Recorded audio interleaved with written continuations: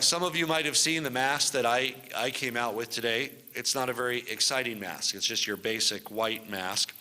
And I think that we, as Colorado, can show our creativity a little bit in making masks a little better than this one. I'm sure you've all noticed there's a lot more masks being worn in public. That's really important. People need to stay at home whenever they can, unless you absolutely have to go out. And when you do go out, it makes a big difference to wear a mask. And this cultural shift isn't easy. It means change. You know, our kids now think the masks are fun and funny, but you know, some kids might find it scary, others might react in different ways. So we wanted to create a conversation around art and creativity to help alleviate these fears and really talk to children and others about difficult subjects and emotions and try to make it a little bit more fun. Designing masks together as a family can really open up that conversation and help children become comfortable with wearing one or seeing adults or their parents wearing one without having a fearful reaction. And it's, of course, a fun project that we can do at home. And today we are announcing the Colorado Face Mask Design Challenge, coloradofacecontest.org. And we're calling on kids across our state to create your own design for a face mask. And you can be creative, you can have fun. We're going to do it with our kids tonight, and we'll post pictures of that, and I know that you can too. You know, think about things like what or who would you like your friends to see on a mask. You can imagine yourself as a superhero. You can imagine yourself as a character from a TV show or book or a movie.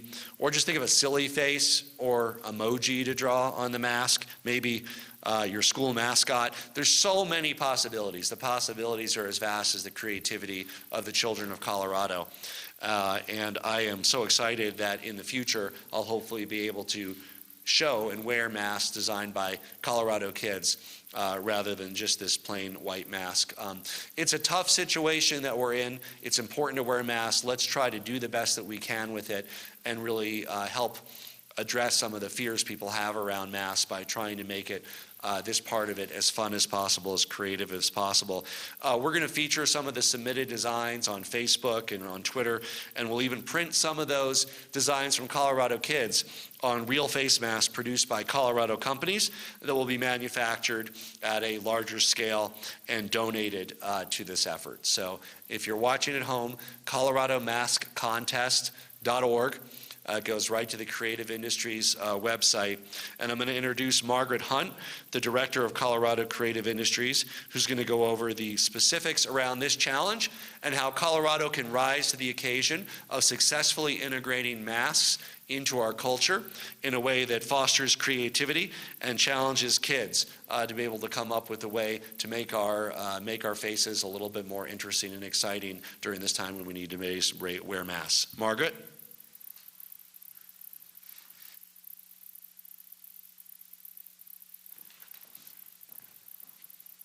Thank you, Governor. Margaret Hunt. I'm the Director of Colorado Creative Industries, which is our state arts agency here in Colorado.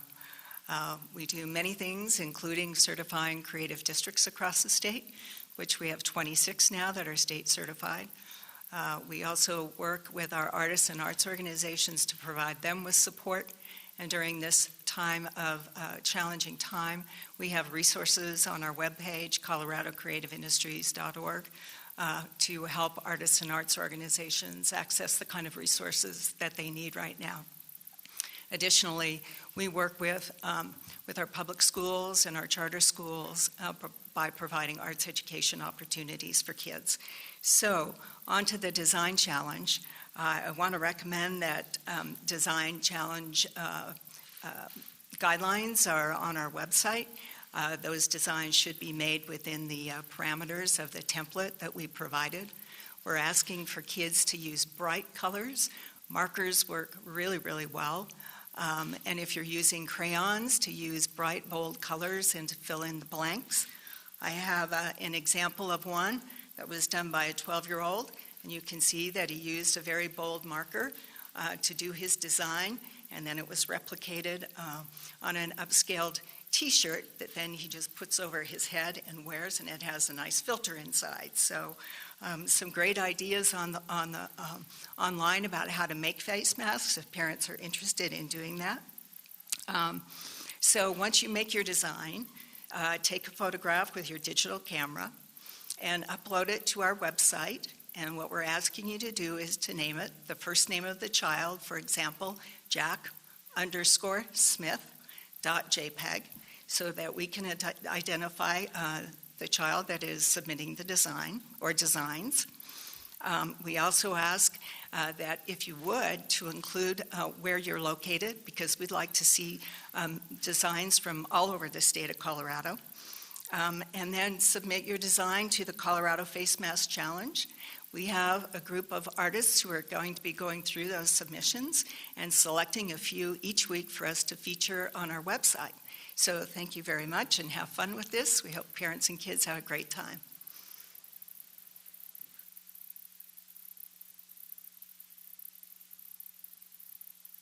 So I know that Colorado can do better than this plain white mask. And remember, it also can be made out of T-shirts. You can start with a white or light colored T-shirt to be able to decorate and make that into a mask.